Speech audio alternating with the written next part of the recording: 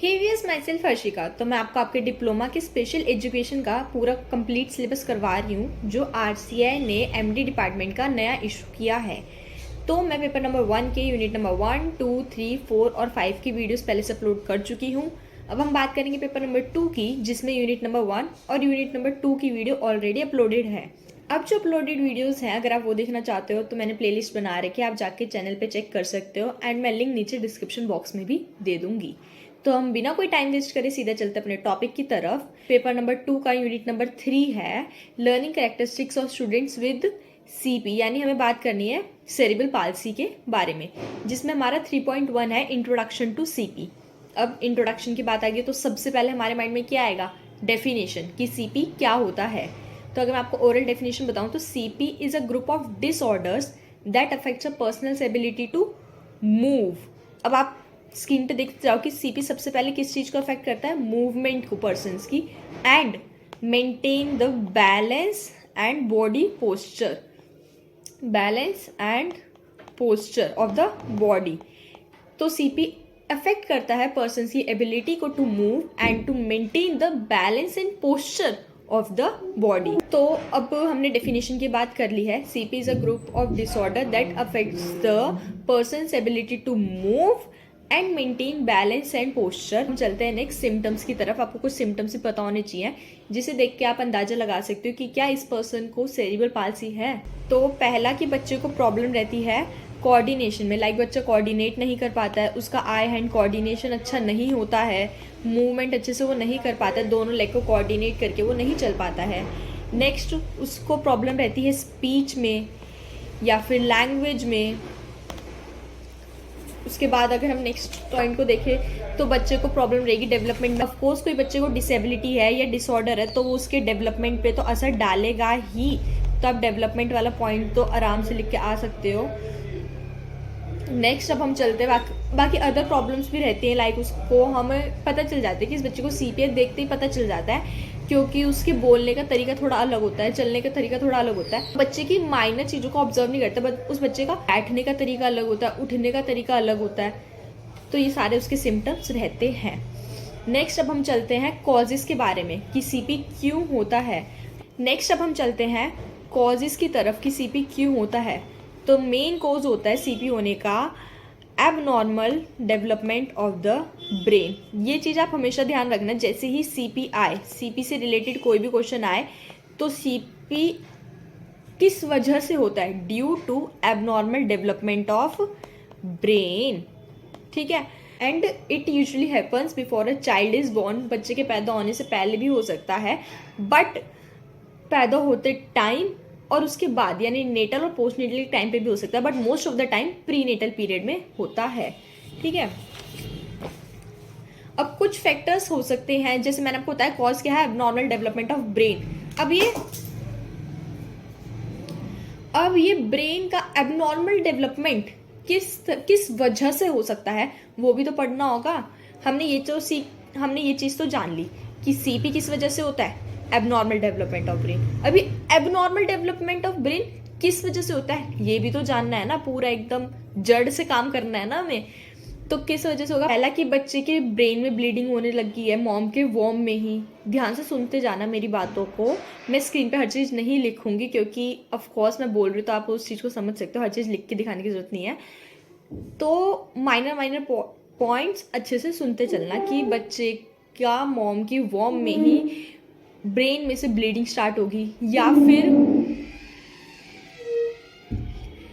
फिर बच्चे को लाइक डिलीवरी के टाइम में उसको लैक ऑफ ऑक्सीजन हो गया है, या फिर कोई हेड इंजरी हो गई है, या फिर अगर हम पोस्ट नेटल की बात करें, मैंने आपको बता रखा है कि डॉक्टर की कोई गलती की वजह से, माइनर गलती की वजह से ऐसा हो गया है, या फिर मॉम की नेटल या फिर प्री नेटल में केयरिंग के टाइम कोई गलती की वजह से ऐसा हो गया है, बच्चे को चोट लगी है, या फिर प्रॉपर न्यूट्रिशन नहीं मिला, बच्चे का वॉर्म में प्रॉपर से डेवलपमेंट नहीं हो पाया, ये सारे फैक्टर्स रहते हैं। तो नेक्स्ट अगर हम बात कर ले प्रिवेंशंस की कि हमें क्या क्या चीज़ों का ध्यान रखना चाहिए, तो ऑफकोर्स हमें ध्यान रखना चाहिए कि हम प्रॉपर न्यूट्रिशन ले, अपना ध्यान रखें, बच्चे की केयर करें, प्रॉपर वैक्सीनेटेड हो, जो दवाइयाँ लेनी हैं वो हम ले, ज़्यादा एक्सेसिव अल्ट्रासाउंड्स ना कराएं, एक अच्छे डॉक्टर से ही अपना पूरा प्रेगनेंसी टाइम डील करवाएं, अपनी डाइट के साथ कोई कॉम्प्रोमाइज़ ना करें, तो ये सारे प्रिवेंशंस होते हैं। ऑफ कोर्स अगर कोई लेडी प्रेग्नेंट है तो उसको अपना ध्यान रखने के लिए अपने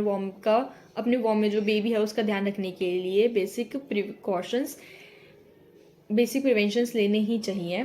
नेक्स्ट अब हम चलते हैं प्रीविलेंस। आपको हेडिंग में दिख रहा होगा 3.1 में प्रीविलेंस भी पूछे सीपी का। प्रीविलेंस क्या होता है कि आज की डेट में सीपी के चाइल्ड कितने हैं, तो 5 लाख चिल्ड्रन हैं जो 18 एज से अंडर के हैं आज के टाइम में जिन्हें सीपी है। नेक्स्ट जो 2 से 3 साल के बच्चे हैं वो कम से कम थाउजेंड्स है, एवरेज लेके चलते हैं। एक वो किया जाता है, सर्वे किया जाता है जिसमें हमें ये सारी इन्फॉर्मेशन मिलती है। तो 18 साल से जितने भी नीचे के बच्चे हैं उनमें से 5 लाख बच्चे जिन्हें सीपी है। 2 से 3 साल के बच्चे 1000 हैं जो सेरिब्रल पाल्सी डिसऑर्डर से गुजर रहे हैं। एंड कम से कम 10,000 बेबी बॉर्न होते हैं, जो 10,000 बेबी पर ईयर बॉर्न होते हैं जो सीपी से, जिनको सीपी होता है, सेरिब्रल पाल्सी होता है। तो ये कुछ बेसिक डाटा था हमारा प्रिविलेंस से रिलेटेड, ठीक है। नेक्स्ट अगर हम बात कर लेते हैं हिस्टोरिकल पर्सपेक्टिव की, तो इसमें आपको एक ही नाम याद रखने की भी जरूरत नहीं, इसमें से क्वेश्चन नहीं बनता है, बट हाँ ये टॉपिक है तो मैं आपको बता रही हूँ। डॉक्टर जॉन लिटल ये पहले पर्सन थे जिन्होंने सीपी को फाइंड किया था, इनके बारे में पढ़ा था और सीपी की डेफिनेशन दी थी। He is the first man. अब ऑफकोर्स ये पहले इंसान है तो इन्होंने एकदम सारी चीज़ें 100% करेक्ट तो नहीं बताई होंगी, मगर इन्होंने क्या बताया था कि बच्चे के नर्वस सिस्टम में इंजरी हो जाती है जिस वजह से उसका रिजल्ट होता है स्पैस्टिसिटी, जिसे हम सेरिब्रल पाल्सी कहते हैं। ये डॉक्टर जॉन लिटल की दी हुई डेफिनेशन थी। तो नेक्स्ट अब हम बात कर लेते हैं मिथ्स के बारे में। मिथ्स क्या होते हैं? वहम जो बहुत लोगों को है सीपी से रिलेटेड। तो वो मिथ्स क्या क्या है लोगों के माइंड में कि जो सेरिब्रल पाल्सी का बच्चा होता है वो सिर्फ और सिर्फ बर्थ के टाइम पे लैक ऑफ ऑक्सीजन की वजह से ही होता है। नहीं, ऐसा नहीं है। मैंने आपको बहुत सारे रिस्क फैक्टर्स बताए जिस वजह से बच्चे को सेरिब्रल पाल्सी हो सकती है। तो only because of lack of oxygen, ये रीज़न सिर्फ एक यही रीज़न होता है, ये एक मिथ है। Next, all people with cerebral palsy have intellectual disability, कि हर पर्सन को जो सीपी है उसको इंटेलेक्चुअल डिसेबिलिटी भी होगा, यानी आईडीडी भी होगा। ये भी एक मिथ है क्योंकि हर पर्सन जिसको सेरिब्रल पाल्सी है ज़रूरी नहीं है कि वो मेंटली रिटार्डेड भी हो। लोगों को ऐसा लगता है क्योंकि सेरिब्रल पाल्सी देखने से पता लग जाती है कि हाँ इस बच्चे को कोई डिसेबिलिटी है, तो लोग उसको मेंटल रिटार्डेड भी अपने आप ही मान लेते हैं। ऐसा नहीं होता है। ज़रूरी नहीं है कि हर बच्चा जिसको सीपी है वो मेंटल रिटार्डेड भी हो। It is not compulsory. तो ये भी एक मिथ है। नेक्स्ट, लोगों को लगता है जो सीपी का चाइल्ड होता है वो अनेबल टू स्पीक होता है, यानी कि वो स्पीक नहीं कर सकता है। ये भी एक मिथ है क्योंकि हर बच्चा जिसको सेरिब्रल पाल्सी है ज़रूरी नहीं है कि वो बोल ना सके। बच्चे बोलते भी हैं। अलग अलग कंडीशन होती है सेरिब्रल पाल्सी की जो हम आगे पढ़ेंगे, टाइप्स को, कंडीशंस को, माइल्ड, मॉडरेट, सीवियर, प्रोफाउंड, ये सारी चीज़ें हम पढ़ेंगे भी आने वाले टाइम में। तो ये जो लोगों को मिथ हो जाता है ना कि बच्चे को सेरिब्रल पाल्सी है, ये मेंटली रिटार्डेड भी होगा, फिर तो इसे तो बोलना भी नहीं आता होगा, इसे तो चीज़ें समझ ही नहीं आती होंगी, ये अपना खुद का कुछ काम ही नहीं कर पाता होगा। ऐसा नहीं होता है। जो सेरिब्रल पाल्सी है वो अपनी ज़िंदगी ज़्यादा अच्छे से नहीं जी पाते, यानी लॉन्ग लाइफ नहीं है उनकी। ये भी एक मिथ है। किसने कहा वो ज़्यादा नहीं जी पाते? वो अपनी लाइफ इंडिपेंडेंटली जी सकते हैं, पूरे पोटेंशियल के साथ जी सकते हैं। तो ये भी एक मिथ है कि जिस बच्चे को डिसेबिलिटी है वो ज़्यादा टाइम नहीं जी सकता। नेक्स्ट मिथ है कि जैसे मैंने आपको बताया, लोगों को लगता है कि वो ज़्यादा टाइम तक जी नहीं सकते, तो लोगों को ये भी लगता है कि उनकी पुअर क्वालिटी ऑफ लाइफ होगी, यानी कि वो अनहैप्पी होंगे, विच इज़ नॉट कंपलसरी कि हर सीपी पर्सन या फिर हर डिसेबल्ड पर्सन अपनी ज़िंदगी से खुश ना हो। ये भी एक मिथ है लोगों का। नेक्स्ट, जो सेरिब्रल पाल्सी के लोग हैं या फिर किसी भी डिसेबिलिटी के लोग हैं वो आगे चल के बेबीज़ नहीं कर सकते, ये भी एक मिथ है। ऐसा नहीं होता है। तो इसी के साथ हमारा 3.1 कंप्लीट होता है जिसमें हमने सीपी के बारे में देखा, उसके causes, prevention, myths, risk factors, historical perspective जिसमें हमने डॉक्टर जॉन लिटल के बारे में पढ़ा, उन्होंने क्या डेफिनेशन दी थी, तो ये सब था 3.1 में। अब हम चलते हैं 3.2 की तरफ, जिसमें हमें पढ़ना है टाइप्स ऑफ सीपी।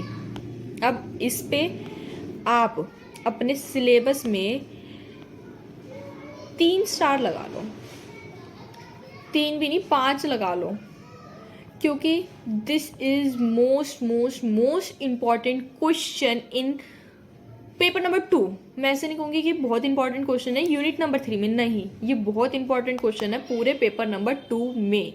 इसमें से क्वेश्चन बनेगा ही बनेगा, तो हमें टाइप्स ऑफ सीपी बहुत अच्छे से पढ़ना है। अब काफ़ी सारे लोग कंफ्यूज रहते हैं टाइप्स ऑफ सीपी में, तो मैं आपको एक फ्लो चार्ट दिखाती हूँ स्क्रीन पे। तो टाइप ऑफ सेरिब्रल पाल्सी, आपको साइड में अपनी स्क्रीन की राइट हैंड साइड में एक फ्लो चार्ट दिख रहा है, जिसमें हम देख सकते हैं कि type of cerebral palsy 3 basis पे डिवाइडेड होते हैं। पहला सीवीएटी के बेसिस पे, उसके बाद अफेक्टेड लिम्स के बेसिस पे, एंड थर्ड मेडिकल कैरेक्टरिस्टिक्स के बेसिस पे। और फिर उसमें सब टॉपिक्स डिवाइड होते हैं, mild, moderate, severe, hemiplegia, diplegia and etcetera. और मेडिकल कैरेक्टरिस्टिक्स में स्पैस्टिसिटी, अटेक्सिया, मिक्स्ड, एथेटोटिक्स, ये सब। तो अब हमें इन सभी टर्म्स को एक एक करके पढ़ना है। एंड ये पूरा एक जो फ्लो चार्ट है, पूरा कॉन्सेप्ट है टाइप्स ऑफ सेरिब्रल पाल्सी का, जिसमें अब हम बात करते हैं सबसे पहले सीवीएटी की। सीवीएटी में हमें पहला पॉइंट दिख रहा है माइल्ड से हम क्या समझते हैं कि जो पर्सन को सेरिब्रल पाल्सी है वो इतने ज़्यादा लेवल पे नहीं है कि उसको हर चीज़ में किसी न किसी की हेल्प चाहिए हो, या फिर वो पूरा का पूरा ही किसी पे डिपेंडेंट हो। ऐसा ज़रूरी नहीं है। माइल्ड सेरिब्रल पाल्सी का मतलब है कि बच्चे को थोड़ी एक्सटर्नल हेल्प की ज़रूरत होती है, या फिर बार बार सिखाने की ज़रूरत होती है, मगर at the end of the task वो बच्चा खुद उस एक्टिविटी को करने के लिए सक्षम है। ठीक है, तो माइल्ड है, यानी उसको ज़्यादा हाई लेवल पे वो सीवियरिटी नहीं है। नेक्स्ट अब हमें दिखता है मॉडरेट में माइल्ड से थोड़ा सा ज़्यादा होता है। सबसे पहले माइल्ड आता है जिसमें बच्चे को इतनी डिसेबिलिटी है इस लेवल की, फिर आता है मॉडरेट जिसमें बच्चे को थोड़ी ज़्यादा प्रॉब्लम है, ज़्यादा सीवियरिटी है थोड़ी सी, यानी बच्चा कर सकता है टास्क बट उसको थोड़ा बहुत किसी का हेल्प चाहिए रहता है। लाइक उसको आधा टास्क आप करके दे दो, आधा वो खुद कर लेगा। सपोज उसे टी शर्ट पहननी है तो आप उसके दोनों हाथ डाल के दे दो, फिर वो गर्दन डाल के टी शर्ट नीचे कर सकता है। या फिर उसको आप पोजीशन में सेट करके दे दो टी शर्ट, फिर वो पहन लेगा। मीन्स वो टास्क कर सकता है but with the little bit help of others. समझ गए। नेक्स्ट सीवियर आपको नाम से पता लग रहा है कि उस बच्चे की कंडीशन काफ़ी ज़्यादा सीवियर है। बोलते हैं ना डॉक्टर्स की इसकी कंडीशन काफ़ी ज़्यादा सीवियर है, यानी कि काफ़ी सीरियस कंडीशन में है वो बच्चा। वो 100% डिपेंडेंट होता है हर टास्क के लिए किसी और के ऊपर। वो अपनी लाइफ इंडिपेंडेंटली नहीं जी सकता है अगर वो बच्चा सीवियर सीपी का है तो। समझ गए। माइल्ड में बच्चे को इतनी दिक्कत है, मॉडरेट में इतनी है, और सीवियर में सबसे ज़्यादा है जिसमें बच्चे को हर टाइम किसी सेकंड पर्सन की हेल्प लगेगी ही लगेगी। तो ये हमने पढ़ा सीवियरिटी के बेसिस पे तीनों टर्म्स। नेक्स्ट अब हम आते हैं अफेक्टेड लिम्स के बेसिस पे, जिसमें हमारा पहला पॉइंट आता है मोनोप्लेजिया। अब आपको नाम से पता लग रहा है मोनो यानी कि एक, तो हमारी कोई भी एक लिम्ब अफेक्टेड होती है उसे हम मोनोप्लेजिया कहते हैं। अब सपोज मैंने ये एक रफ डायग्राम बना दिया किसी भी पर्सन का, तो अब हमें इससे क्या देखना है कि मोनोप्लेजिया सबसे पहले कौन सी टर्म आएगी, मोनोप्लेजिया। तो आपको नाम से पता लग रहा है मोनो यानी कि बच्चे की कोई भी एक लिम्ब अफेक्टेड है। अब अफेक्टेड लिम्स के बारे में पढ़ रहे हो तो आप साइड में नाम देखते चलना। पहला है मोनोप्लेजिया, यानी कि बच्चे की कोई एक लिम्ब अफेक्टेड है, वेदर इट इज़ 1 हैंड और 1 लेग। ठीक है, कोई भी हाथ हो सकता है, कोई भी पैर हो सकता। नेक्स्ट आता है हेमीप्लेजिया, जिसमें बच्चे की हाफ बॉडी अफेक्टेड होती है। अब वो हाफ बॉडी या तो दोनों लेफ्ट हैंड और लेफ्ट लेग होगा, या फिर राइट हैंड और राइट लेग होगा। ठीक है, बच्चे की हाफ बॉडी अफेक्टेड रहेगी, उसी साइड का हाथ और उसी साइड का पैर। ठीक है, हेमी यानी हाफ। समझिए इतनी चीज। नेक्स्ट अब हम चलते हैं, आता है हमारे पास पैराप्लेजिया आपको नाम से ही पता लग रहा है कि बच्चे के पैरों में दिक्कत है, यानी कि उसके दोनों पैर अफेक्टेड है,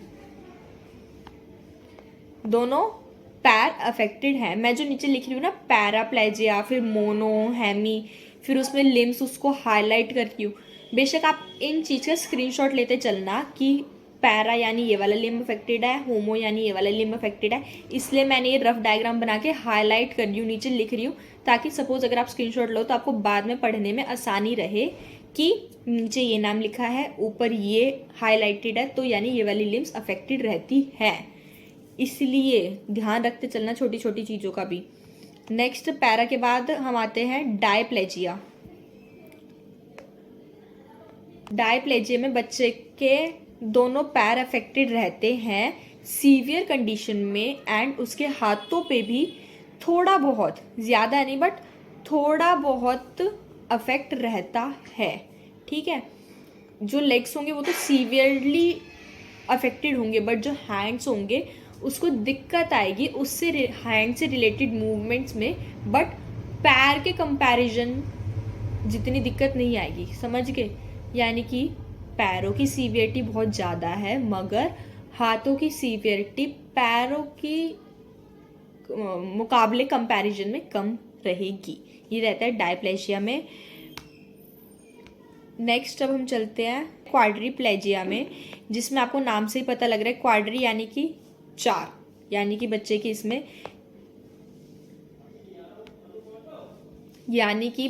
इसमें चारों लिम्स अफेक्टेड रहती हैं। समझिए आगे बात समझ में। क्वाड्रीप्लेजिया में यानी क्वाड्री नाम से पता लग रहा है कि 4 होता है, क्वाड्री का मतलब, तो बच्चे की चारों लिम्स इसमें अफेक्टेड रहती हैं। तो इसी के साथ हमारा अफेक्टेड लिम्स वाला भी टॉपिक हो गया है। अच्छे से समझ लेना इस चीज़ को। अब हमने टाइप्स ऑफ सीवियरिटी में सीवियर देख लिया, माइल्ड, मॉडरेट, सीवियर हो गया।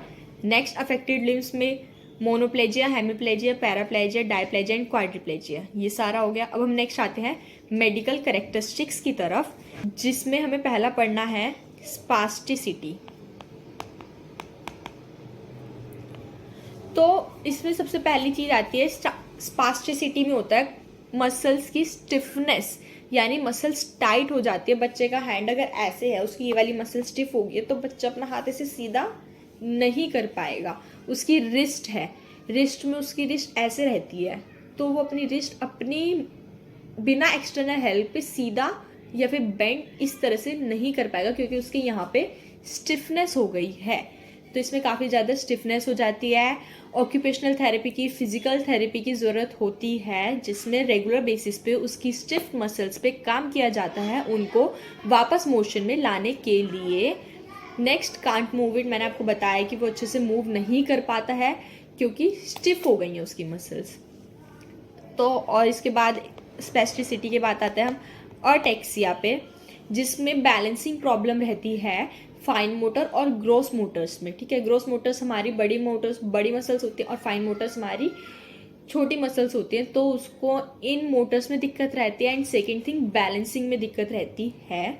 उसके बाद आता है हम एथेटोसिस में, जिसमें रहता है कि बच्चे की मसल्स काफ़ी ज़्यादा ओवर फ्लेक्सिबल हैं। हमने स्पास्टिसिटी में क्या पढ़ा कि उसकी मसल काफ़ी ज़्यादा स्टिफ हैं, और एथेटोटिक्स इसका बिल्कुल अपोजिट होता है। इसमें बच्चे की मसल्स काफ़ी ज़्यादा लूज होती हैं, बहुत ज़्यादा फ्लेक्सिबल होती हैं।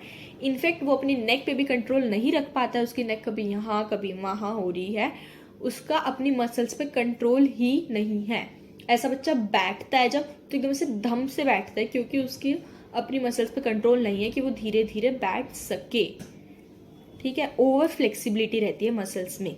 नेक्स्ट अब हम आते हैं लास्ट मिक्स्ड, जिसमें जो ऊपर ये जो मेंशन्ड है इसमें से मिक्स्ड रहते हैं, या तो उसे स्पैस्टिसिटी और अटेक्सिया होगा, काफ़ी ज़्यादा स्टिफ मसल्स होंगी, बैलेंस ही नहीं कर पा रहा होगा वो, क्योंकि पैरों को अच्छे से मूव नहीं कर पा रहा, तो बैलेंस कैसे करेगा। या फिर अटेक्सिया और एथेटोटिक्स होगा कि बच्चे की काफ़ी ज़्यादा लूज मसल्स हैं, ओवर फ्लेक्सिबल मसल्स है कि वो बैलेंस ही नहीं कर पा रहा, जिसमें मैंने आपको नेक का एग्जाम्पल भी दिया। तो इसी के साथ हमारा मेडिकल कैरेक्टरिस्टिक्स भी कंप्लीट होता है। तो हमने यहीं पे टाइप्स ऑफ सीपी कंप्लीट कर लिया है।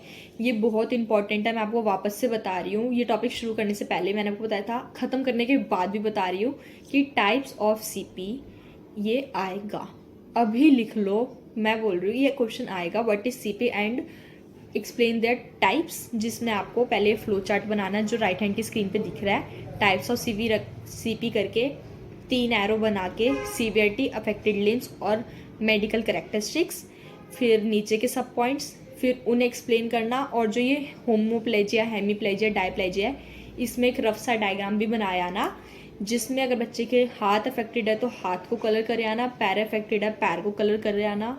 इस तरह से अपनी प्रेजेंटेशन पे ध्यान देना, जिससे टीचर को आंसर पढ़ने की जरूरत ही ना पड़े, होमोप्लेजिया और डायग्राम देख के ही टिक लगा दे। तो इसी के साथ हमारा 3.2 भी कंप्लीट होता है, जिसमें हमने टाइप्स ऑफ सीपी के बारे में पढ़ा। तो अब हम शुरू करते हैं 3.3, जिसमें हमें सीखना है understanding the primary conditions of impaired motor skills, motor skills और मोटर कंट्रोल, जिसमें हमें सीखना है gross motor, fine motor, oral motor, impaired motor coordinations, muscle tone, balance and postures. आपको अपने सिलेबस में सारी हेडिंग्स दिख रही होंगी 3.3 के अंडर में। तो हम बिना कुछ मिस करे हर एक हेडिंग के बारे में पढ़ेंगे। तो सबसे पहले आता है, हमने मोटर स्किल्स के बारे में पढ़ना है, जिसके लिए हम सबसे पहले पढ़ते हैं ग्रॉस मोटर स्किल्स के बारे में। अब आप सबको पता है कि ग्रॉस मोटर स्किल्स होती है जो बड़ी स्किल्स होती हैं।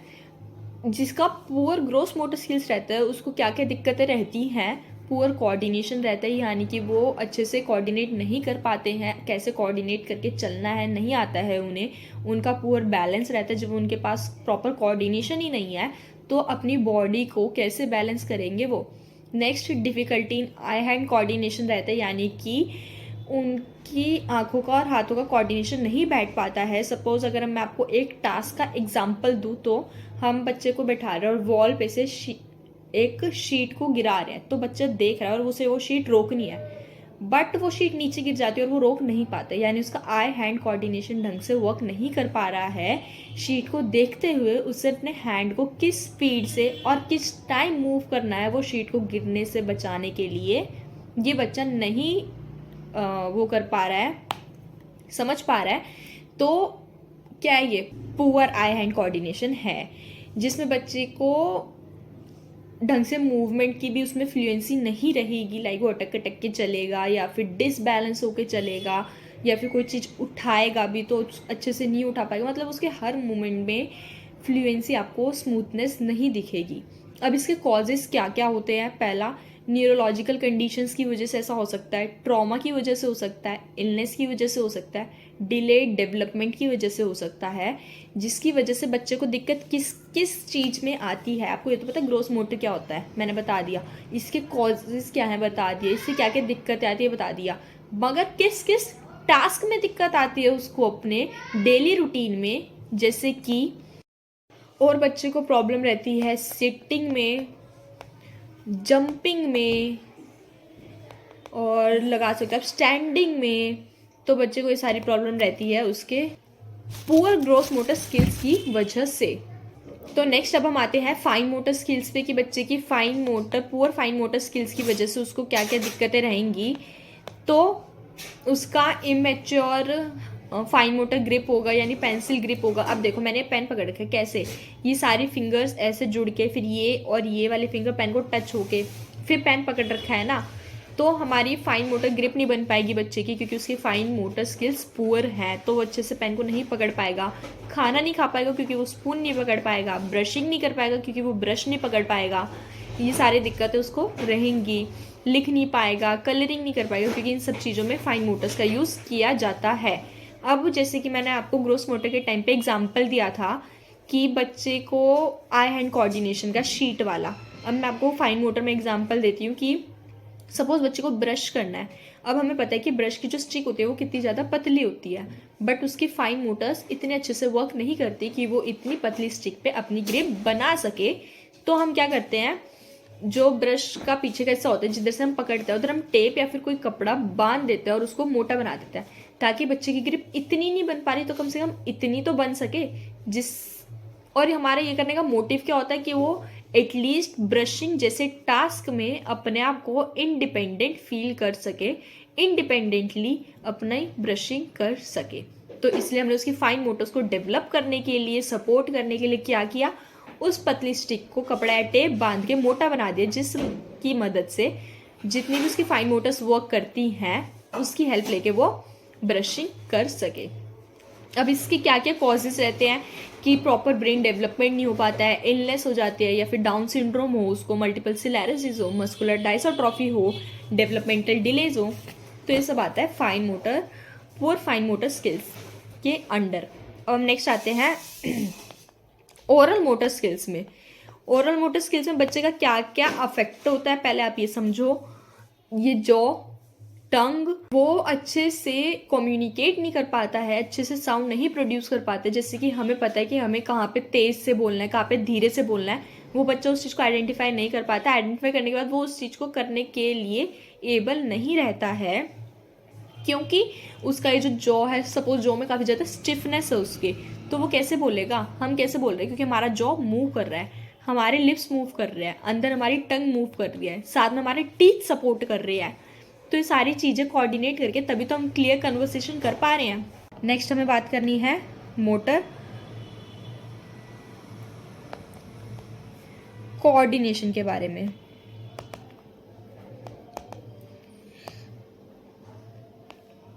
तो इसमें हमें बात करनी होती है कि जो हमारा ब्रेन है वो हमारे, जैसे कि हम कोई भी गर्म चीज़ को टच करते हैं, फिर हमारा हाथ एकदम ही पीछे चला जाता है। किस वजह से? क्योंकि हमारे ब्रेन सिग्नल पास करता है कि वो चीज़ गर्म है, अपना हाथ हटाओ नहीं तो जल जाओगे। तो मोटर कोऑर्डिनेशन या फिर मोटर कंट्रोल अच्छा नहीं होता है, क्योंकि हमारा ब्रेन इंफॉर्मेशन को या सिग्नल्स को सही तरह से या सही टाइम पे हमारी मसल्स तक नहीं पहुंचा पा रहा है। ये चीज़ ये वाली प्रॉब्लम हमने कई बार मूवीज़ में भी देखी है। डिफिकल्टीज में भी present in slowness, in inaccuracy of the performance of motor skills. जैसा मैंने आपको बताया कि ब्रेन सिग्नल्स पहुंचा ही नहीं पा रहा है जब माइंड की तरफ, तो फिर मोटर स्किल्स अच्छे से कैसे वर्क करेंगी, है ना, हमारी मसल मूवमेंट अच्छे से कैसे हो पाएंगी, क्योंकि जो ब्रेन है वो सारी इंफॉर्मेशन हमारे मसल्स को, उसके सिग्नल्स हमारे मसल्स को प्रॉपरली ट्रांसमिटेड नहीं हो पा रहे हैं। तो नेक्स्ट, अब ओरल मोटर कोऑर्डिनेशन के बाद नेक्स्ट आते हैं हम मसल टोन पे। अब मसल टोन दो तरीके का होता है, एक लो मसल टोन और एक हाई मसल टोन। अब हम पहले बात कर लेते हैं सपोज हाई मसल टोन की। हाई मसल टोन में आपको इतनी चीज़ याद रखनी है कि जो मसल्स होती है वो रेस्ट पे चली जाती है, मीन्स वो मसल्स काफ़ी ज़्यादा स्टिफ हो जाती हैं, मीन्स हाइपोटोनिया हो जाता है, विच मीन्स कि स्पास्टिसिटी हो जाती है। करा रिलेट कर पा रहे हो?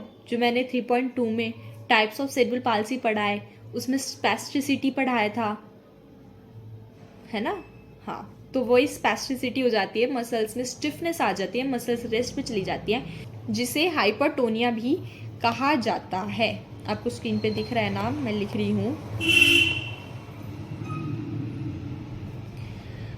अब नेक्स्ट हम बात कर लेते हैं लो मसल टोन की। मैंने आपको हाई मसल टोन बताया, इसमें क्या है, मसल रेस्ट पे चलेगी, काफ़ी ज़्यादा स्टिफनेस हो गई है। तो इसका अपोजिट होता है लो मसल टोन, जिसमें मसल काफ़ी ज़्यादा लूज हो जाती हैं, ओवर फ्लेक्सिबिलिटी हो जाती है, मसल्स उस चाइल्ड के कंट्रोल में ही नहीं रहती हैं, उसे लो मसल टोन कहा जाता है, जिसको हाइपोटोनिया कहते हैं।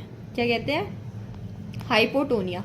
हाई वाले को कहते हैं हाइपरटोनिया और लो वाले को कहते हैं हाइपोटोनिया। ठीक है, तो अब ये दोनों ही कंडीशन हाई मसल टोन, लो मसल टोन की क्यों होती है? क्योंकि जो हमारा ब्रेन है उसका प्रॉपर डेवलपमेंट नहीं हुआ है, एबनॉर्मल डेवलपमेंट है, जिसकी वजह से जो सिग्नल्स हैं जो हमारे ब्रेन को ट्रांसफ़र करने होते हैं हमारी मसल्स को, हमारे मोटर्स को, ताकि हम मूवमेंट कर सके, वो सिग्नल्स प्रॉपरली जा ही नहीं पा रहे हैं, जिस वजह से हाई मसल टोन या लो मसल टोन की प्रॉब्लम होती है। अब नेक्स्ट हम आते हैं balance and posture in CP पे।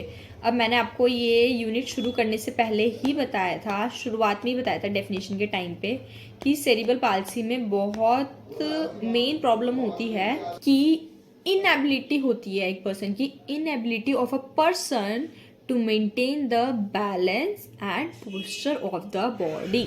ये लाइन डेफिनेशन में है सेरिब्रल पाल्सी के। तो जब आपने डेफिनेशन में ही ये चीज़ पढ़ी है, तो ऑफकोर्स जैसे टॉपिक आएगा बैलेंस एंड पोस्चर का, तो हमें क्या लिखना है कि हाँ, सीपी वाला child balance and posture maintain ढंग से नहीं कर पाता है।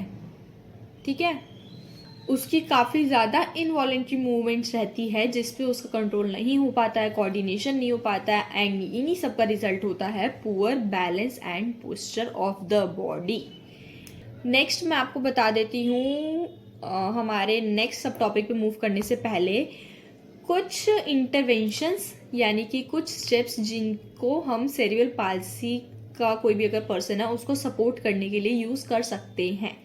तो पहला है कि व्हीलचेयर मॉडिफिकेशंस। अब इसको मैं ज़रा डिटेल में एक्सप्लेन करती हूँ, फिर बाकी पॉइंट्स आपको थोड़े समझ में आएंगे कि एक टॉपिक क्या बता रही हूँ मैं आपको।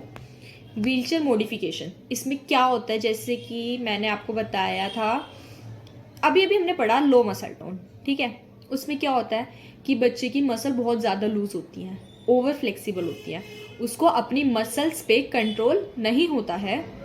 जैसे कि नेक, उसको अपनी नेक पे कंट्रोल नहीं है, उसकी नेक कभी यहाँ गिर रही है, कभी यहाँ गिर रही है, कभी ऐसे आगे है वो, फिर हम उसको ऐसे कर रहे हैं तो उसकी नेक सीधी हो रही है, नहीं तो उसकी नेक नीचे है।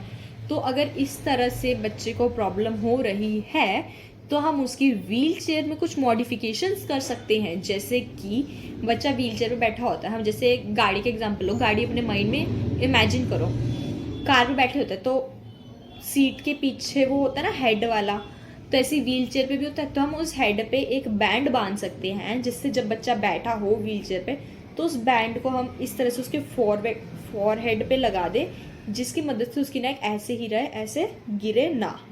समझ के क्या बताना चाह रही मैं? वो बैंड हमने ऐसे लगा दिया इलास्टिक टाइप जो व्हील चेयर से अटैच है, और वो ऐसे फॉरहेड पे लगा दे तो हमारा फॉरहेड ऐसे ही रहेगा, वो ऐसे या ऐसे ऐसे नहीं करेगा, क्योंकि वो एक इलास्टिक है जो हमारे फॉरहेड को, हमारे हेड को यहीं पे स्टेबल कर देगी। समझ आ गया? तो हमने व्हील चेयर में मॉडिफिकेशन की जिस वजह से लो मसल टोन वाले चाइल्ड को हेल्प हो गई। तो ये क्या था? एक इंटरवेंशन था बच्चे को सपोर्ट करने के लिए। नेक्स्ट ऐसे ही हम फिजिकल थेरेपीज का यूज़ कर सकते हैं, ऑर्थोटॉक्स का यूज़ कर सकते हैं। ऐसे बहुत सारे थेरेपीज होती हैं, टूल्स होते हैं, अडेप्टिव असिस्टिव डिवाइसेस होते हैं। इन्हीं सब चीज़ों का हम यूज़ करके बच्चे को सपोर्ट कर सकते हैं। तो इसी के साथ हमारा 3.3 भी कंप्लीट होता है। अब हम चलते हैं 3.4 की तरफ, जिसमें हमें पढ़ना है understanding secondary and associative conditions, difficulty feeding, swallowing, poor inadequate nutrition, respiratory issues, intellectual impairment, vision loss, hyper hearing loss, epileptic seizures। ये मैंने क्या पढ़ा? 3.4 की हेडिंग पढ़ी है मैंने, जो आपको सिलेबस में गिवन है। तो हर एक वर्ड को अच्छे से समझते हुए चलते हैं, ठीक है। हर एक वर्ड को समझेंगे जिससे अगर पेपर में किसी भी पॉइंट से क्वेश्चन बने तो आप उसको पहले से जानते हो, आपने वो वर्ड पहले से पढ़ा हुआ हो, कोई भी आपको नया वर्ड ना लगे। सबसे पहले हम आते हैं feeding and swelling problem in CP. मैंने आपको अभी बताया oral motor, bad oral motor control. क्या था वो? बच्चे की जॉ में प्रॉब्लम है, ढंग से वो च्यू नहीं कर पा रहा है। वही वाला टॉपिक 3.4 में भी आ गया। रिलेट करो, इंटरकनेक्ट करो। Feeding and swallowing problem, feeding and swallowing problem is equal to bad oral motor control. ठीक है, रिलेट कर रहे हो कि बच्चे को स्वेलोइंग एंड फीडिंग की प्रॉब्लम है, यानी कि ढंग से निगल नहीं पा रहा है। किस वजह से? क्योंकि उसने ढंग से चबाया नहीं है। ढंग से चबाया क्यों नहीं है? क्योंकि उसकी बैड ओरल मोटर स्किल्स हैं। क्लियर? अब हम कुछ थोड़ा सा और मैं आपको बता दूं कि bad oral motor skill control में बच्चे को क्या क्या दिक्कतें आती हैं कि जो उसका लिप का क्लोजर है वो कम हो जाता है। जैसे कि हमारा मुंह खुला है तो हम अपना मुंह पूरा अच्छे से बंद कर सकते हैं, लाइक, ठीक है। किस वजह से कर पाए? क्योंकि हमारा जॉ का मूवमेंट हमारे कंट्रोल में है। बट अगर बच्चे का ये जॉ काफ़ी ज़्यादा स्टिफ है तो वो अपना मुंह पूरा बंद कर ही नहीं पाएगा, ठीक है, क्योंकि वो उसकी मर्जी से ऊपर नीचे हो ही नहीं रहा ना उसका जॉ। समझ आ रही चीज़ें? नेक्स्ट, पुअर टंग फंक्शन, जब उसका जॉ का कंट्रोल अच्छा नहीं है तो ऑफ कोर्स उसकी टंग पे भी उसका कैसे कंट्रोल रहेगा। नेक्स्ट, जो उसके मुंह में लाइक सलाइवा आ रहा है, काफ़ी बच्चों को पता होगा अगर आपने कभी इंटर्नशिप की है अपने डिप्लोमा के चलते हुए भी, तो कुछ स्टूडेंट्स को सलाइवा का प्रॉब्लम होता है। मीन्स उसके माउथ में सलाइवा आता है बट वो उसको अंदर नहीं लेते, है ना। काफ़ी अगर आपने डील किया हो तो, जैसे मैंने तो डील किया है, तो उस बच्ची को क्या दिक्कत थी कि उसके मुंह में सलाइवा आता था, तो वो सलाइवा उसके मुंह से बाहर आता था, वो उसको खुद को नहीं पता होता था कि मेरे को वो सलाइवा अंदर लेना है।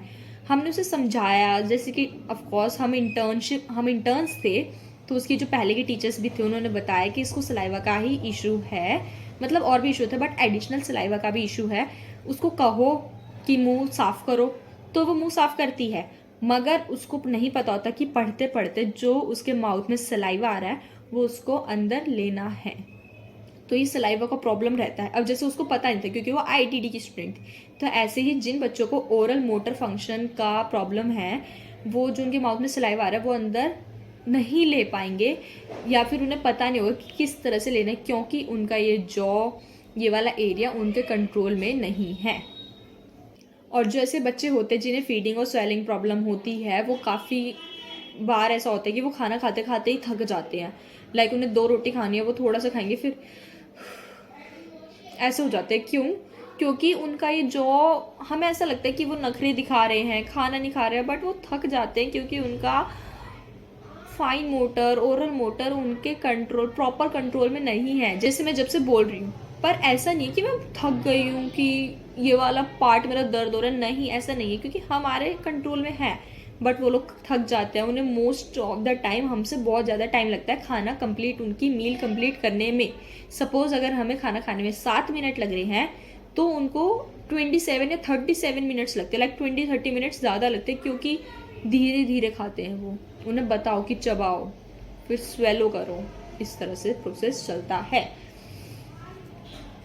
जिसकी वजह से उनको प्रॉपर विटामिन नहीं मिल पाता है, न्यूट्रिशन नहीं मिल पाता है, ढंग से च्यूइंग नहीं हो पाती है। सब मैंने पॉइंट्स आपको बता दिए हैं।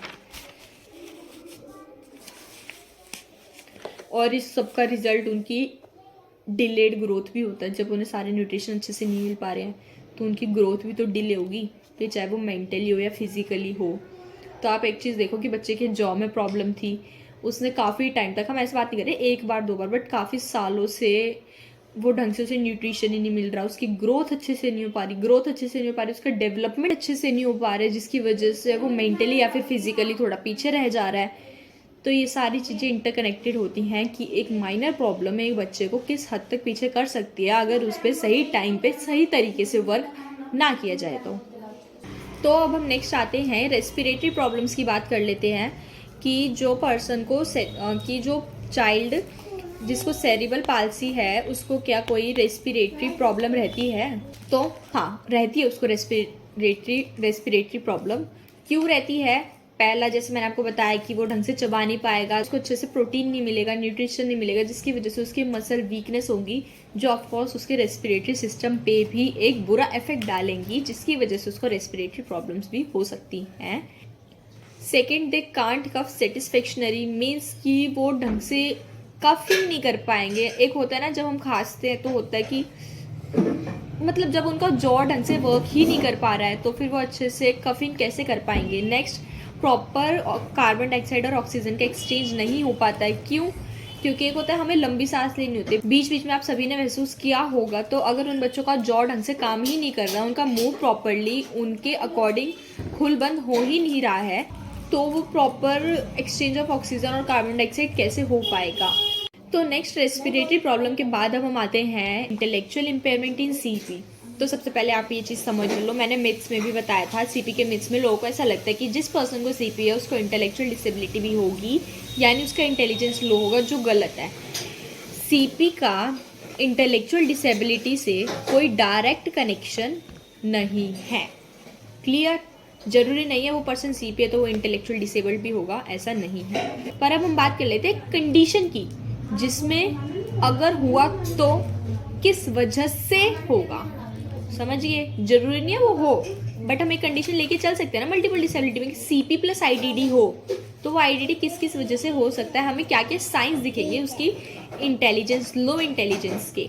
तो हम उन साइंस की बात कर लेते हैं कि सपोज रोलिंग या फिर क्रॉलिंग, ये बच्चा प्रॉपर नहीं कर रहा है ड्यू टू लो सीपी की वजह से, बट ये उसकी इंटेलिजेंस भी दर्शाता है कि अगर वो नहीं कर पा रहे तो उस चीज़ को ट्राई किस तरह से कर रहा है। नेक्स्ट अब हम चलते हैं और क्या क्या साइन हो सकते हैं लैंग्वेज प्रोग्राम की सीपी है यानी उसको फिजिकल प्रॉब्लम है, बट जिस एज तक उसे बैबलिंग कर लेनी चाहिए, मिमिक साउंड्स निकाल लेनी चाहिए, शॉर्ट वर्ड्स कह लेने चाहिए, शॉर्ट सेंटेंसेस का यूज़ करना चाहिए, बच्चा वो नहीं कर रहा है उस एज के अकॉर्डिंग, तो ये किस चीज़ को दर्शाते हैं, आईडीडी को। नेक्स्ट कि बच्चा अपने एडीएल में कितना ज़्यादा डेवलप्ड है या फिर उसको अपना एडी किस हद तक, किस लेवल तक करने के लिए सक्षम है। सपोज कई बार ऐसा भी होता है, कंडीशन हम लेके चलते हैं कि बच्चे के लेफ्ट हैंड में दिक्कत है, अब उसके इंटेलिजेंस पे बात आ जाती है कि उसको लेफ्ट हैंड में दिक्कत है, तो वो अपने राइट हैंड का कितना ज़्यादा यूज़ करेगा अपने टास्क को परफॉर्म करने के लिए। एक कंडीशन ये होती है कि वो अपना राइट हैंड पूरे पोटेंशियल के साथ यूज़ करे कि जो लेफ्ट हैंड की कमी है वो उसको एक हाथ से पूरा कर सके। दूसरा केस ये भी हो सकता है कि लेफ्ट हैंड मेरा ऐसा है सोच के वो राइट हैंड को भी वीक कर ले, उससे ज़्यादा काम ना करे due to the condition of the left hand. ठीक है, तो वो सीपी का चाइल्ड अपना एडीएल करने के लिए कितना सक्षम है, किस लेवल पे है, वो सब चीज़ें भी देखी जाती हैं।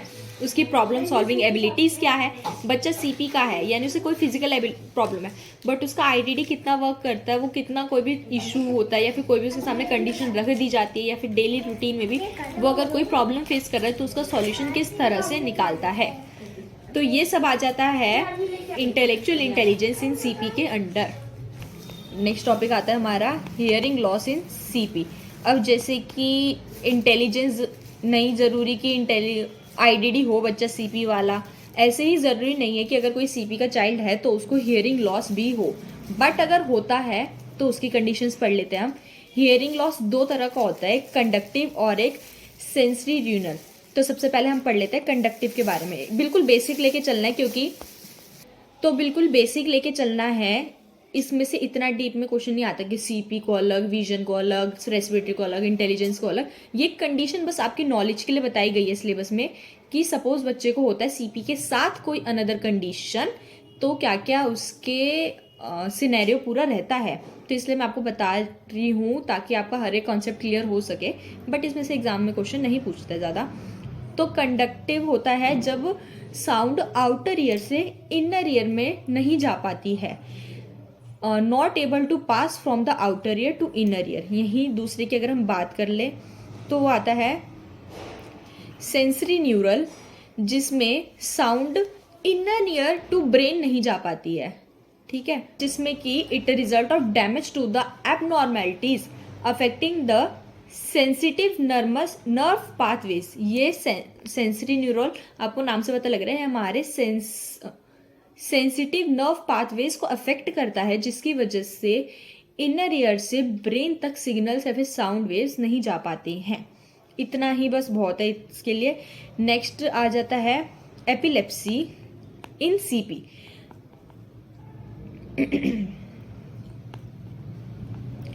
जिसमें हमें देखना है कि एपिलेप्सी कोई डिजीज नहीं है बट एक स्पेक्ट्रम कंडीशन है जो अनप्रिडिक्टेबल रहती है एंड रिकरेंट सीजर्स रहते हैं। एपिलेप्सी किसे कहा जाता है, जो दौरे पड़ते हैं उसको कहा जाता है। तो ये कोई डेफिनेट टाइम तो नहीं होता कि सुबह, रात को, शाम को, नहीं, एकदम से आते हैं। तो इसको यही कहा गया कि ये अनप्रिडिक्टेबल रिकरेंट सीजर्स है, जिसे कोई बीमारी नहीं कहा जा सकता एंड ये प्रिडिक्ट भी नहीं किए जा सकते। इसके बारे में अगर हम थोड़ा सा और पढ़े तो seizures are common among children with CP because caused by brain injury. जो सीजर, ये जो एपिलेप्सी होते हैं या सीजर्स होते हैं, ये कॉमन होते हैं उन बच्चों में जिनको सीपी होता है बिकॉज ऑफ हेड इंजरी, फिर चाहे वो प्रीनेटल पीरियड में हो, नेटल में हो या फिर पोस्टनेटल पीरियड में हो। अब एपिलेप्सी के कुछ हम कॉजेज पढ़ लेते हैं। तो lack of oxygen during birth, यानी बर्थ के टाइम पे उसको प्रॉपर ऑक्सीजन नहीं मिल पा रहा है, हेड इंजरी हो जाए, ब्रेन ट्यूमर हो या फिर जेनेटिक कंडीशंस हो, मम्मी पापा से, दादी दादी से आई हुई कंडीशन हो, वो इन्फेक्शन हो जाए कोई, या फिर कोई और ब्रेन डैमेज हो जाए, या फिर कोई एबनॉर्मल लेवल ऑफ सब्सटेंस जैसे कि सोडियम या फिर शुगर लेवल हाई हो जाए बॉडी में। ठीक है, अब हम नेक्स्ट पढ़ते हैं। ये एपिलेप्सी भी हो गया, इसका इतना ही। अब एपिलेप्सी के भी दो टाइप्स होते हैं, थोड़ा सा अगर हम और देख ले तो एक होता है फोकल एपिलेप्सी और एक होता है जनरलाइज्ड।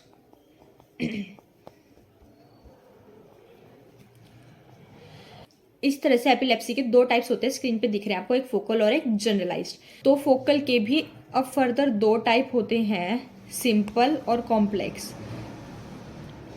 ये लाइक आपको बुक्स में अभी ज़्यादा ना मिले, क्या पता आपके कॉलेज के या इंस्टीट्यूट के लेक्चर्स आपको ना बताएं, क्योंकि इसमें से ज़्यादा क्वेश्चन नहीं बनता। एंड मैंने आपको बताया ये नया टॉपिक ऐड हुआ है, बट मैं आपको आपकी बेसिक नॉलेज के लिए हर टॉपिक कवर कराने के लिए बता रही हूँ। तो आप एक बार देख लो ताकि आपके माइंड में सेट बैठ जाए कि हाँ ऐसा ऐसा कुछ होता है, ये टर्म्स होती है, इसमें ऐसा ऐसा रहता है। तो एपिलेप्सी के दो टाइप्स होते हैं, फोकल और जनरलाइज्ड। फोकल के दो फर्दर सब टाइप्स होते हैं, सिंपल और कॉम्प्लेक्स। ठीक है, सिंपल होता है जो ब्रेन की एबनॉर्मेलिटी की वजह से होता है, एंड कॉम्प्लेक्स होता है जिसमें एक इंडिविजुअल को इलेक्ट्रिक शॉक जैसा फील होता है। एंड जो सिंपल होता है वो ब्रेन के एक ही साइड पे होता है, यही जनरलाइज देखे तो ये ब्रेन के दोनों साइड पे होता है। तो ये था एपिलेप्सी के टाइप्स एंड एपिलेप्सी के बारे में। इसी के साथ हमारा 3.4 भी कंप्लीट होता है। अब हम लास्ट आते हैं 3.5 पे, जिसके बाद हमारा यूनिट नंबर 3 कंप्लीट हो जाएगा। तो 3.5 का अगर मैं हेडिंग पढ़ूँ तो learning characteristics of children with cerebral palsy, learning characteristics के बारे में पढ़ना है, जिसमें हमें उसके सब टॉपिक्स पढ़ने हैं, attention, memory, sensory motor perception, language and communication, cognition and specific learning disabilities and other occurring conditions. तो अब इस टॉपिक का आधा काम हम पीछे के सब टॉपिक्स में कर चुके हैं, जैसे कि लैंग्वेज एंड कम्युनिकेशन। मैंने आपको जॉ वाला बताया था ना, स्वेलिंग, च्यूइंग, जिसमें उसका कम्युनिकेशन अफेक्ट होता है, याद करो अभी पीछे के सब टॉपिक्स में 3.3, 3.2 में। तो हमने लैंग्वेज एंड कम्युनिकेशन उधर कवर कर लिया। ठीक है, नेक्स्ट मोटर परसेप्शन वाला हम टॉपिक कवर कर चुके हैं, जिसमें हमने fine motor, gross motor, oral motors के बारे में पढ़ा। नेक्स्ट कॉग्निशन हमने अभी 3.4 में किया, जिसमें हमने इंटेलिजेंस के बारे में पढ़ा, आईडीडी से रिलेटेड जो पढ़ा था। तो 3.5 में से ये 3 सब टॉपिक्स हमारे कंप्लीट हो चुके हैं। तो अब हमें इसमें पढ़ना है, एक तो पहले अटेंशन के बारे में, बेसिक पढ़ना है, ज़्यादा इसमें कुछ है नहीं खास। अटेंशन, अब जैसे कि बच्चे को सीपीएस, ज़रूरी नहीं होता कि हर बच्चा जिसको सीपीएस उसे अटेंशन का प्रॉब्लम हो, बट कुछ बच्चों को होता है क्योंकि उनका कोई लिम काम नहीं कर रहा है, जैसे होमोप्लेजिया, हेमीप्लेजिया जैसी कोई कंडीशन है, तो उसके लिम को कोई चीज़ टच कर रही है या फिर सेंसेशन कम है, तो उसका एक्शन उस चीज़ पे ज़्यादा नहीं जा पाएगा, तो इसलिए उनका थोड़ा शॉर्ट एक्शन स्पैन होता है। नेक्स्ट अब हम बात करें मेमोरी की, तो मेमोरी में मेमोरी डेवलप करने में जो छोटा बच्चा होता है, जिसे सेरिब्रल पाल्सी, अब आप खुद सोचो एक बच्चा है, वो अपने हाथ पैर या फिर अच्छे से बोल नहीं पा रहा है, मतलब वो अपनी बॉडी को फ्रीली महसूस नहीं कर पा रहा है, तो कुछ तो उसके कॉग्निटिव लेवल पे इफेक्ट पड़ेगा। ये मैं बात कर रही हूँ छोटे बच्चे की। तो मेमोरी में भी कुछ दिक्कतें रहती हैं, जैसे उनका मेमोरी लॉस हो जाता है या फिर डिफ़िकल्टीज होती हैं उनको लॉन्ग टर्म मेमोरीज बनाने में। उन्हें कल परसों की बात याद रहती है, बट वही कुछ टाइम पहले, कुछ वीक्स या मंथ्स पहले की बात वो भूल जाते हैं। एंड कुछ बच्चों को मेमोरी बनाने में इसलिए भी दिक्कत होती है क्योंकि उन्हें सीपी के साथ विजन लॉस भी हो सकता है। अब हम मल्टीपल डिसेबिलिटीज से पढ़ रहे हैं, तो क्या पता उसे सीपी भी हो, साथ में विजन भी हो। अब आप सबको पता है ये चीज़ कि सपोज हमें कोई एप्पल के बारे में देखना है, तो अगर हमें देखते हैं, हम एप्पल वर्ड के बारे में सोचते हैं, तो हमारे माइंड में एक ऐसी सी इमेज आती है कि हाँ एक ये एप्पल होता है, इस शेप का होता है, रेड कलर का होता है, फ्रूट है।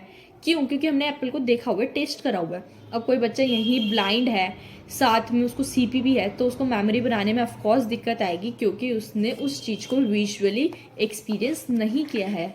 साथ में वो सीपी है, तो क्या पता उसको टच या सेंसेशंस भी उस ऑब्जेक्ट की अच्छे से ना मिली हो। नेक्स्ट अब हम आ जाते हैं लर्निंग डिफ़िकल्टीज़ पे। अब लर्निंग डिसेबिलिटीज़ जो होती हैं 3 टाइप की होती है, डिसलेक्सिया, डिसग्राफिया, डिसकैल्कुलिया। ये हमने पेपर नंबर 1 में पढ़ी थी। मैं आपको फिर से बेसिक थोड़ा सा बता देती हूँ।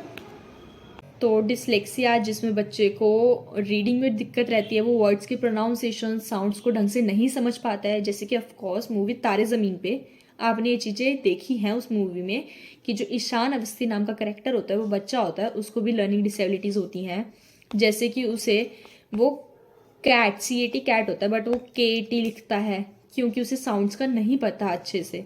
बैट, रैट, ऐसे साउंड्स का उसको ढंग से नहीं पता है, उसको रीडिंग में प्रॉब्लम होती है। नेक्स्ट आता है डिस्ग्राफिया, जिसमें बच्चे को लिखने में प्रॉब्लम होती है। वो वर्ड्स को अच्छे से नहीं जानता है, तो कैसे लिखेगा। वर्ड्स जैसे कि B और D में वो फर्क नहीं कर पा रहा है, या फिर M और N में नहीं कर पा रहा है, क्योंकि N में 1 टर्न है, M में 2 टर्न है।